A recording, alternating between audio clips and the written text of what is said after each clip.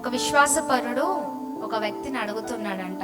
ఏంటో తెలుసా? కొన్ని సంవత్సరాల తరబడి నీ జీవితం వెళ్ళిపోతుంది కదా, ఇప్పుడు నీకు ఎన్ని సంవత్సరాలు? మొదటికి అడిగాడంట. ఏమని?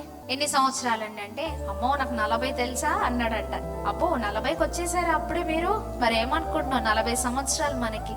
ఈ 40 సంవత్సరాలు ఒక క్రైస్తవ జీవితంలో నీలో ఏమైనా మార్పు వచ్చిందా అంటే, ఆ వ్యక్తి అంటున్నాడంట, చాలా మార్పు వచ్చింది. ఒక సిగరెట్ తాగేవాడిని సంవత్సరం పెంచుకుంటూ వెళ్ళిపోతున్నాడంట.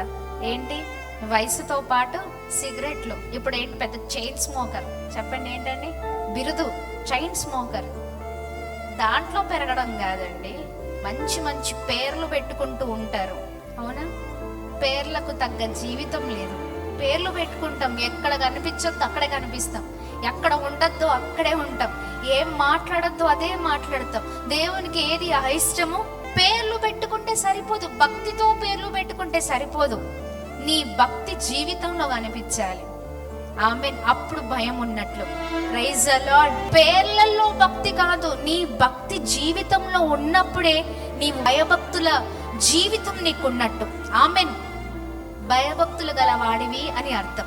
పేరు ఒక పేరు, నీవు జీవించే విధానం వేరు. అప్పుడు ఎలా జీవితం ఉంటది? చెప్పొచ్చు భయము భక్తి లేదు అని చెప్పొచ్చు. ఎలా పెంచారా నిన్ను భయభక్తులు లేకుండా? చూడండి, అలాంటి వారుగా కాదు. ప్రభు మన యందు సంతోషించి ఆనందించే జీవితాలుగా మన జీవితాలు ఉండును గాక.